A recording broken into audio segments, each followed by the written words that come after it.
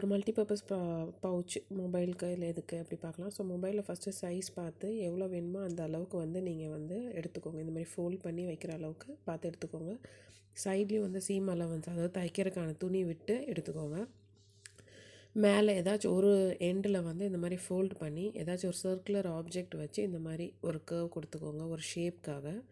So அதை நான் mark பண்ணி நான் கட் பண்ணி எடுத்துக்கிறேன்.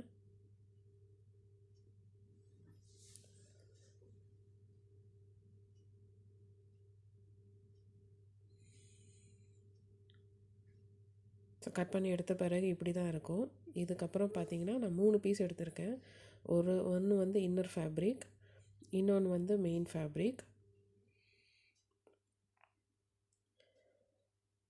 இன்னொன்று வந்து என்னோடய ஃபெல்ட். நீங்கள் வந்து கேன்வாஸ் வச்சு பண்ணுறேன் அப்படின்னாலும் நீங்கள் பண்ணலாம். ஸோ ஃபஸ்ட்டு ஃபெல்ட் வைக்கிறேன், அதாவது கேன்வாஸு. அதுக்கப்புறம் மெயின் ஃபேப்ரிக், எனக்கு எது மெயின் ஃபேப்ரிக் அது வைக்கிறேன். அதுக்கு மேலே வந்து குட் சைஸ் ஃபேஸிங் 2 நல்ல பக்கமாக ஒன்றா ஃபேஸ் பண்ணுற மாதிரி என்னோடய இன்னொரு ஃபேப்ரிக்கையும் வச்சு கீழே எண்டு பார்ட் அந்த ஸ்ட்ரெயிட் லைன்கள் அங்கே வந்து நான் ஸ்டிச் பண்ணுறேன். ஸோ ஸ்டிச் பண்ணிட்டேன். ஓகே, இப்போ ஒரு லேயரை மட்டும் நான் விரித்து வைக்கிறேன். விரிச்சிட்டு அதை உள் பக்கமாக ஃபோல்ட் பண்ணுறேன். ஃபோல்ட் பண்ணிவிட்டு திருப்பி அந்த இடத்துல இன்னொரு ஸ்டிச் பண்ணுறேன் நான். அந்த ஃபோல்ட் பண்ண இடத்துல இன்னொரு ஸ்டிச் பண்ணுறேன் நான். வச்சுட்டு இப்போ இங்கே வந்து இன்னொரு ஸ்டிச் பண்ண போகிறேன்.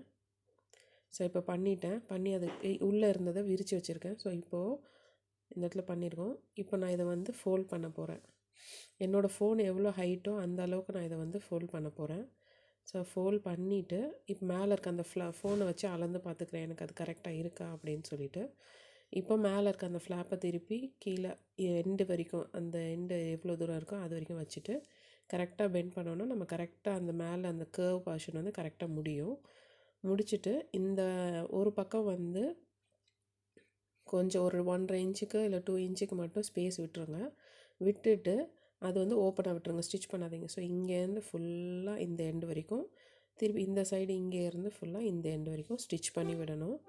ஒரு எலாஸ்டிக் ரோப் மாதிரி எடுத்துகிட்டு மேலே வந்து நம்ம லூப் ஃபார்ம் பண்ணோம் இல்லையா, ஸோ அதுக்காக சென்டர் மார்க் பண்ணுறேன்.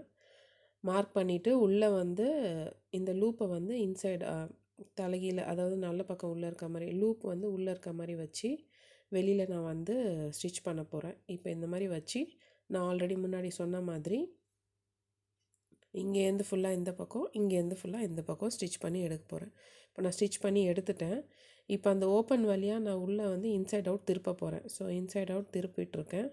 இப்போ திருப்பினோம் அப்படின்னா நமக்கு ஒரு அழகான மல்டிபர்பஸ் பவுச் கிடச்சிரும். இதில் நீங்கள் மொபைல்ஸ் வச்சுக்கலாம், இல்லை பைசா ஏதாச்சும் வச்சுக்கணுன்னா வச்சுக்கலாம், இல்லை மேக்கப் ஐட்டம்ஸ் வைக்கணும் அப்படின்னா வச்சுக்கலாம். ஸோ சானிட்ரி நாப்கின்ஸ் வைக்கணும் அந்த மாதிரினா கூட நம்ம வச்சுக்கலாம், எமர்ஜென்சியாக யூஸ் பண்ணோம் அப்படின்னா.